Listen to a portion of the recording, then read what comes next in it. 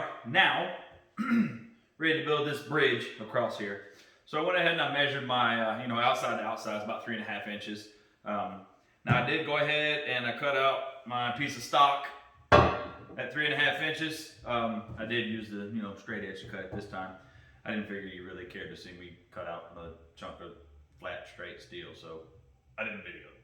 So, nonetheless, I did go ahead and I measured basically a little bit past the top edge of the axle tube itself, because obviously I want to put a small cope in there. That way it gives me more area to weld, make a little bit stronger bond. Now I measured up from there to the top of our point here on each side.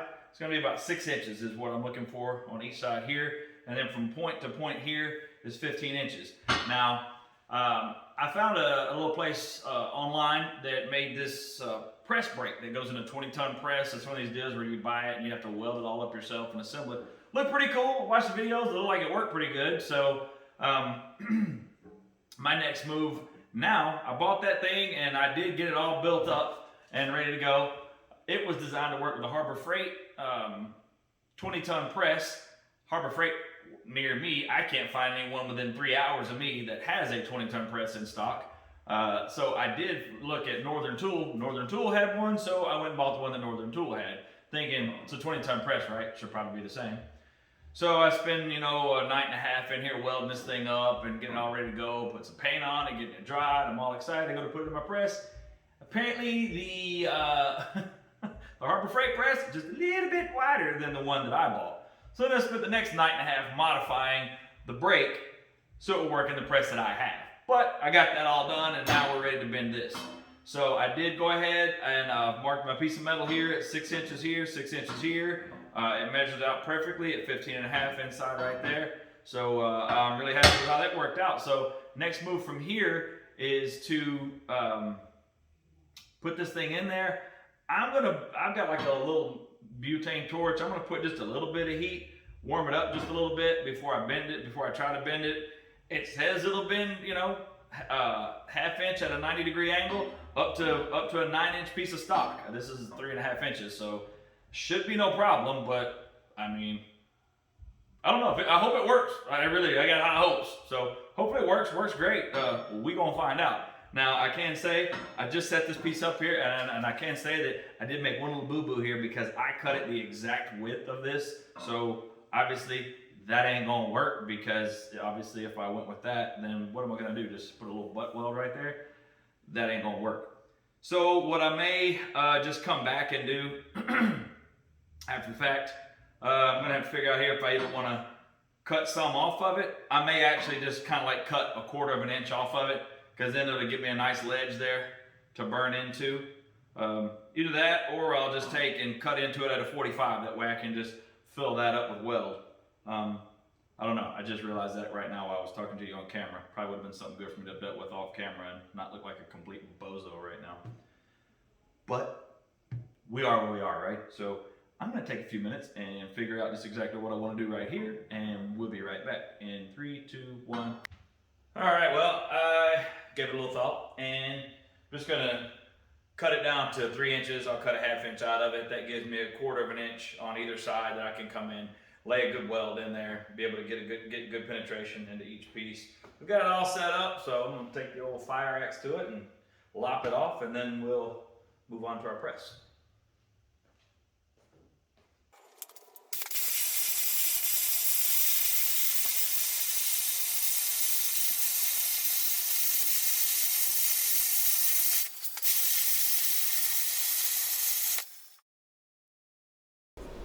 Alright, so for those of y'all that don't recognize it, this is me being very cautious and kind of unsure about me getting this thing set up in here just perfect, because I don't want to mess around and waste this big old 1/2 inch thick chunk of steel here. I'd like to get it right on the first try. Okay, so this is try number 1. You'll just have to disregard my early excitement, because this one ends in epic failure.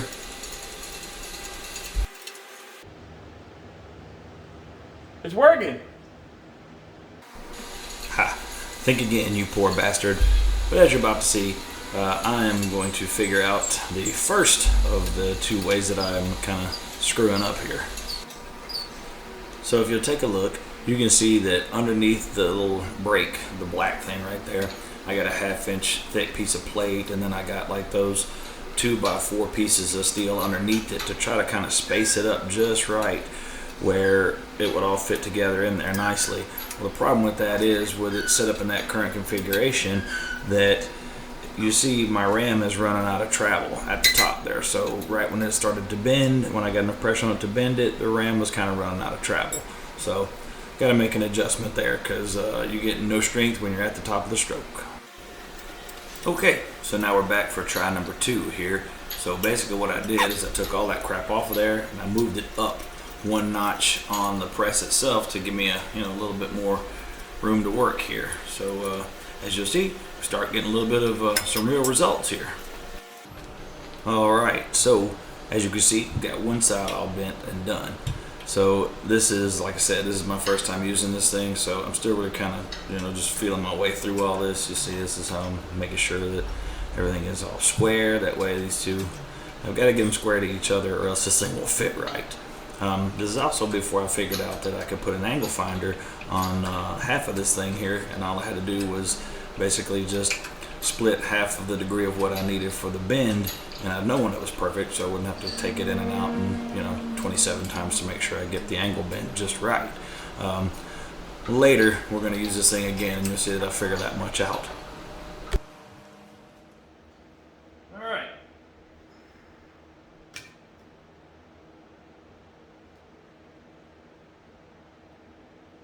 Looks like we're sitting at 45.9. Probably take a hammer, whack that little bit out of it if it needs to, or maybe I can just clamp it down and it'll push out. I'll handle that in just a minute.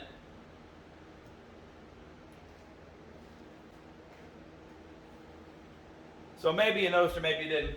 When I first got started, now this is 1/2 inch plate, that thing is rated to bend 1/2 inch plate.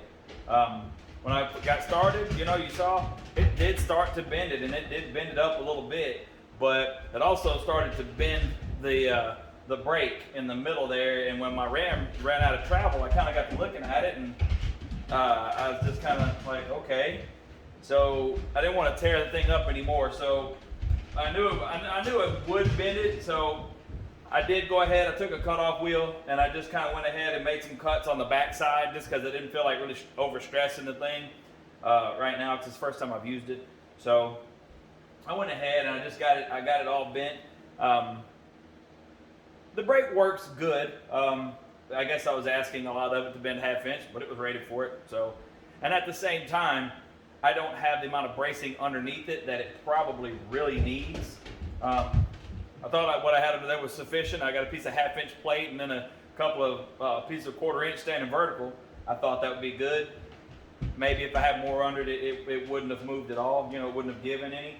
But I think anything less than 1/2 inch, I think 3/8, 1/4 inch, I think it will bend and do a really nice job. But I'm not upset with this. It's still going to fit in there nice. I can come back. I can fill this gap with weld, no problem. So, I mean, it looks good right now. Let's see if it fits.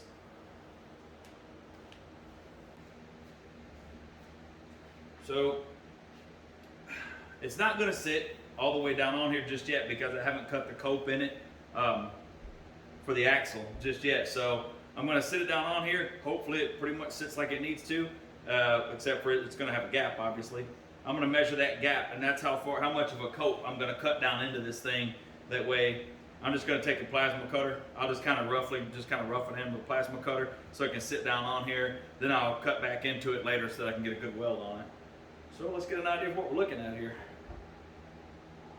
Hey, I think that's going to be really nice. Looks like maybe a 1/2 inch gap there, which is about what I had kind of figured for. Got to turn that guy off. Let me get my tape measure right quick. We'll measure it and see what we got to do here.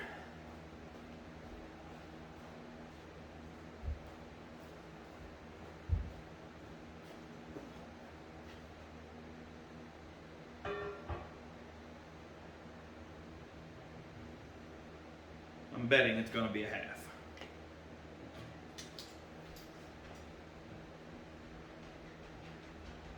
Well, it's actually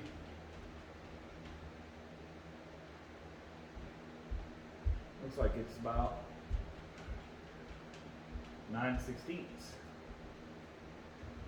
Now obviously I'm just kind of roughly holding it in here, but I think I'll go 9/16. I would rather have it be just a little bit high than a little low and have to keep cutting at it. So let's see. Stay where you can see me here. You can see me a little bit.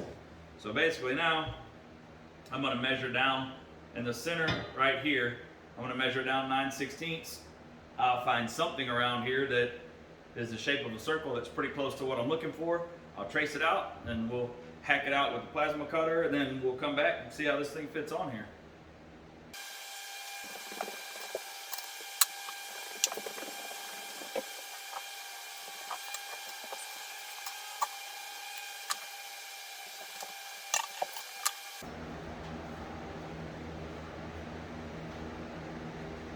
Let's see what we got. Ooh. Yes. One more. Man, that it ain't gonna get a whole lot better than that now, is it? I believe I can force that down and right into position. Oh yeah, that's gonna be real nice. Let's get us a little look-see. I don't know if these things have a plant. They don't even open far enough, do they? Let's see.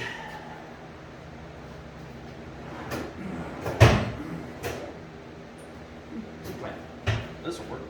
And I don't know if it's going to be big enough either. Won't fit in there no way. Well,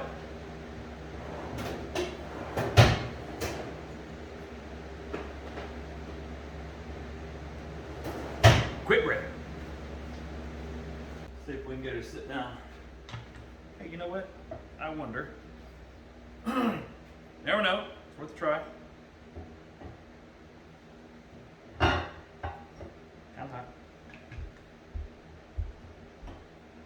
Ow! Shnikes.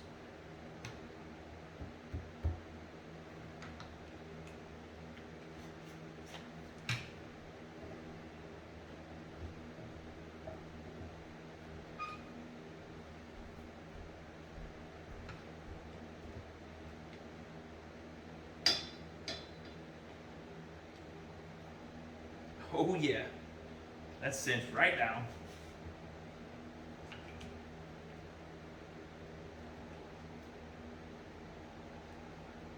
Well, it don't get much better than that. To do it with the, primal tools that I have to work with, that is ready to tack all into position right there. That's actually really nice. That's can actually tack all the pieces and really final weld the whole thing in. Then to be ready to cut the inside out and finish out the inside of it and start working on the brackets for our bag mounts and stuff. Pretty sweet. Got a lot of welding to do now. Moving along though. That's exciting.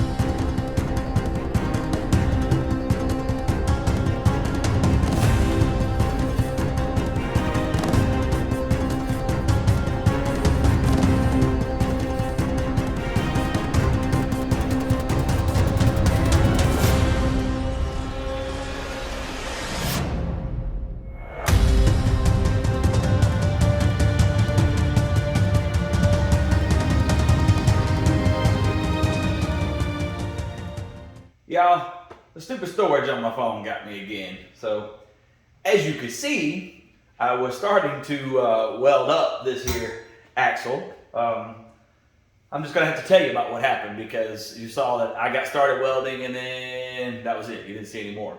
We're here, actually. So, what happened was I started welding, camera ran out of storage. I didn't know the camera ran out of storage. I went on this welding marathon for about 2 hours burning this thing in, and then when I got done I realized that it was getting zero footage. So nonetheless, basically what I did is I went over and I ran short beads in various different places, just kind of a root pass deep inside with a 2 piece of metal, tying them together. And tie them together in different areas. That way it didn't try to twist. It didn't overheat any area. So it doesn't try to twist or move in any way. Because if you put too much heat to these things in a certain area, steel dries. Good grief. Steel cools at different rates. And you can force this thing to warp or twist or bend in all different types of ways. So once I got several beads made on it in different places to kind of lock it in, I went back. I ran like a root pass there again, just jumping around. Ran a root pass down in it. Basically, I did it in 3 passes. I did a root and then came back and tied it in on either side. Came back. Now you can see it's shiny. It doesn't look freshly welded. I did go ahead and do some grinding on it because grinding is probably pretty boring to watch, I would imagine. It's pretty boring to do too, believe it or not. For those of you that don't do a lot of it, it sucks. Nonetheless, I don't get too carried away when grinding structural stuff. I kind of knock the top off the weld and make sure there's no boogers on it or anything like that and let it ride. I'm not a big fan of just grinding away all my weld for the sake of trying to make it all flow together pretty. I would rather have a nice big beefy strong weld on there. That's what I've done on this. I've got the bottom side of it and one of the faces done. I've got to kind of knock off the other side. Which I'll do that here in just a minute. I just wanted to kind of show where we're at this point. So I'm going to knock down this back side a little bit. I'll show it to you if I can spin it around here. There we go. This is what our other side looks like. Knock the top off of this, kind of knock it down. Then we'll be ready to cut out our center section right here. I'm going to make a cut here, make a cut here. I'll probably even come along and make a cut right here on either side so I can lift this main body of it off, so that I can get in there to cut the last little section of it out. Because with all this welded together, we should be good and strong. Shouldn't have to worry about this thing going anywhere. So we'll get the center section cut out. Then it'll be time to make us a new solid piece for our inner. And we'll throw that in our brake and make that. So without further ado, I'm going to do a little grinding on this. Then we'll do a little cutting. Ta-da! Obviously, I wasn't going to make you sit through me grinding the whole thing. So, like I said, I went over and just kind of knocked over the whole thing and knocked the top off the welds, kind of smoothed them out. Went over, blew a coat of etch over it. That way it won't rust up while I do the rest of it, because I've still got to make all the brackets to hold the airbags and the link arms and everything here. Our next step is to go ahead and chop out this axle here. Like I said, I'm probably going to take my plasma cutter, make a cut here and here. Go ahead and cut down that long way so I can pop this off so I can access the inside of it to cut the rest of it on the inside in there. Then we'll be ready to make the inside of our, I don't know, bridge, C-notch, whatever you want to call it. So, all right, well, one more thing kind of scratched off the list. And I know sometimes, it might seem like some of these episodes, like I don't really get a lot accomplished because I don't complete the entire C-notch in one episode. But the reality of it is, when building a vehicle like this, things don't happen in a 30-minute episode like a lot of these YouTube channels and TV shows and things might make you believe. The reality is, sometimes it does take years to build vehicles and months to complete simple tasks, especially when you're a guy like me who is, constantly running his kids around trying to make sure they live their best life, on my dime, of course. And that is just, that is my life. For those of you that do hang in here and watch it and enjoy watching the progress, I do appreciate it a lot. And I think y'all are the real kings. Y'all the ones who hang in here who do understand that it is definitely a process. And we're gonna keep plugging away. It's a lot of work.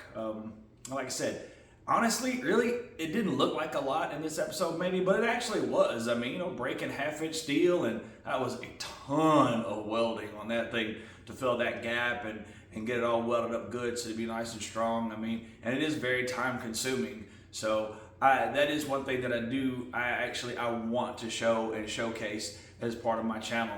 What actually goes into building these things. That way people can actually understand and know that, it ain't supposed to happen overnight, and it's got to happen in your time frame, whatever that may be. So that being said, oh, sorry, it took so long to get this one out.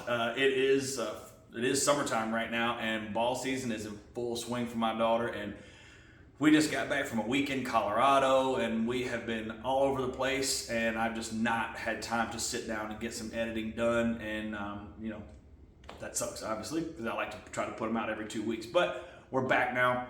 Hopefully, I can get back on my schedule, of every 2 weeks getting them put out, and hopefully y'all come back to watch more. And as always, like, subscribe, throw me a comment if you got a question, throw me a thumbs up, anything, hook a brother up, subscribe, it's free. So we will see you in the next one.